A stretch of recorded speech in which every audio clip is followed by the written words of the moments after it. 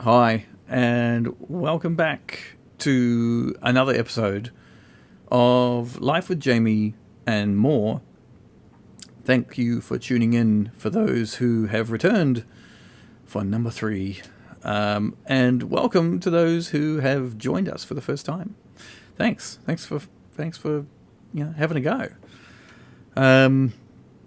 Last episode was on anger, and it allowed people to ask themselves some questions about anger and go a bit deeper and ask themselves some real tough questions and start to kind of self-analyze and enter some self-reflection, which is really good to do,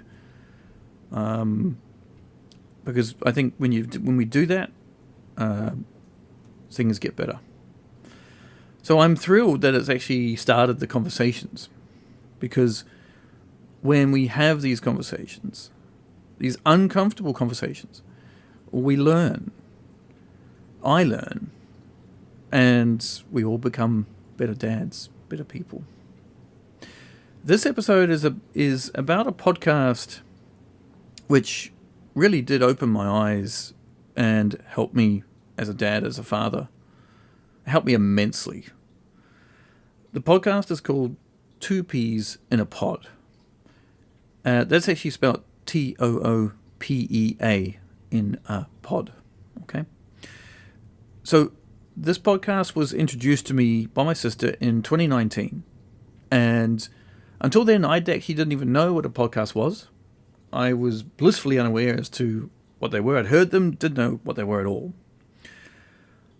So after talking on the phone one day with my sister, she sent me over this link to this podcast.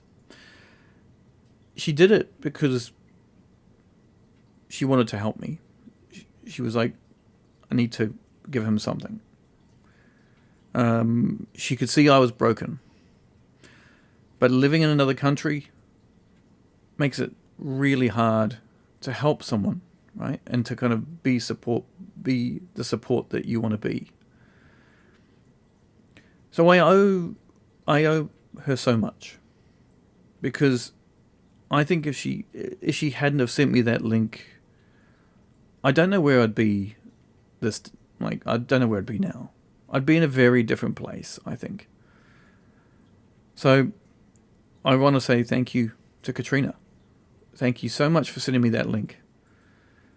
Thank you for looking out for me. It's wonderful. It has helped, and it is still helping. So you are the best. You are the best sister I could ever have. Thank you so much. I love you so much. Keep it going. So the podcast, the Two Peas in a Pod podcast, really allowed me to connect and relate to their raw experiences that they talked about. And I brought them back into mine. And it opened the doorway to really unlocking the grief and the acceptance. The key there for me, I think, was the acceptance with the episode that they did, which I really, really love. So really, for the first time in 11 years, I could pinpoint where my life really changed. And I could resonate. The episode that they did was the third episode, and ironically, this is my third episode, so it kind of works out quite well. Not planned, but that's just how it played out. So they did this episode, and they read out the poem, which was called Welcome to Holland. And I just thought, when I heard it, I was like, I can relate to that. I can totally and utterly relate to that. It was like the earth. I just felt like something kind of changed. Something really did change with that poem for me.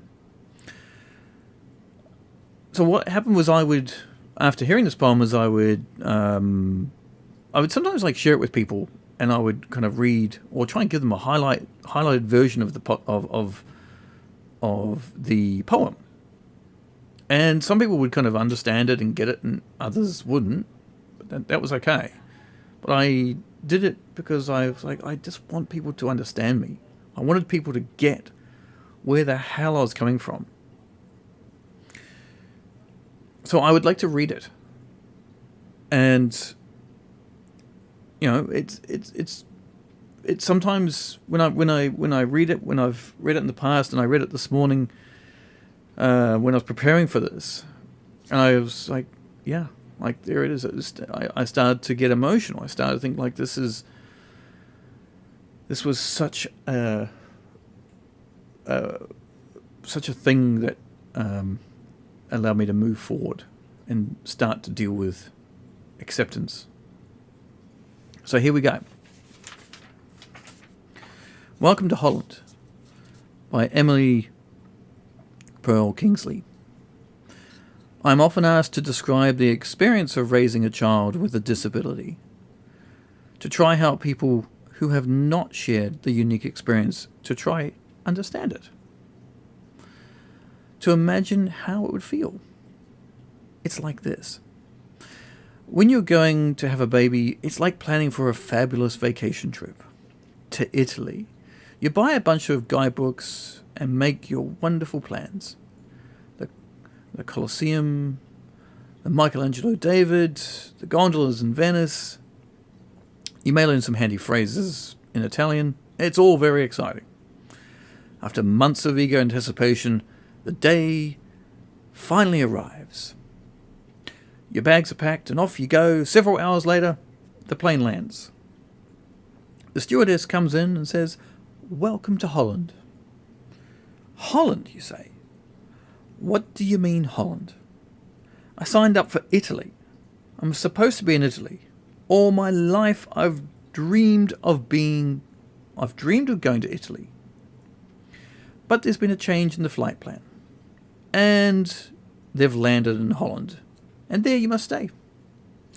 The important thing is that they haven't taken you to a horrible, disgusting, filthy place full of pestilence, famine and disease. It's just a different place. So off you must go and buy new guidebooks. And you must learn a whole new language. And you will meet a whole new group of people you would have never met. It's just a different place. It's slower paced than Italy, less flashy than Italy. But after you've been there for a while and you catch your breath, you look around. You begin to notice that Holland has windmills, and Holland has tulips. Holland even has Rembrandts. But everyone you know is busy coming and going from Italy, and they're bragging about what a wonderful time they have there. And for the rest of your life, you will say, yes, that's where I was supposed to go. That's what I had planned. And the pain of that will never, ever, ever go away, because the loss of that dream is a very significant loss. But if you spend your life mourning the fact that you didn't go to Italy, you may never be free to enjoy the very special and lovely things about Holland. So it's a great poem, and it covers a lot of bases. It's far from perfect, but it definitely gives some insight.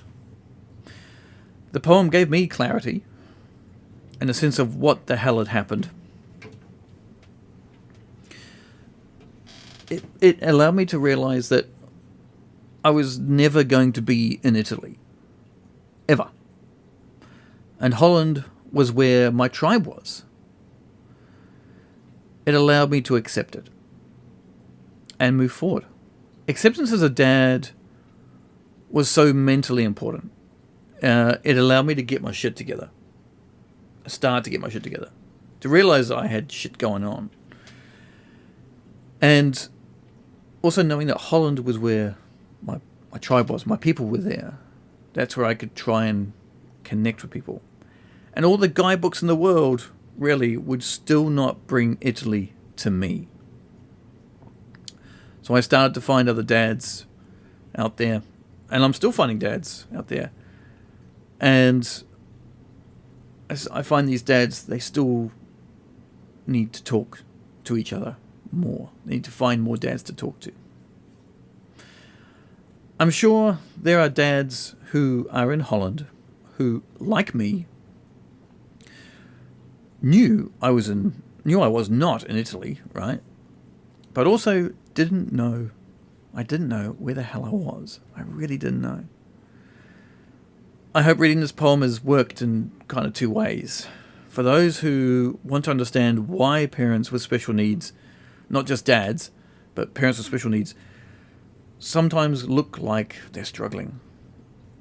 They look like they're having it tough, look like they're just on the edge. They look like they don't have their shit together. This is probably why. I want to say that I was very good at hiding it. So I was pretty good at this. The other is for those like me who didn't know how to start the acceptance of where I was, right? It doesn't happen overnight.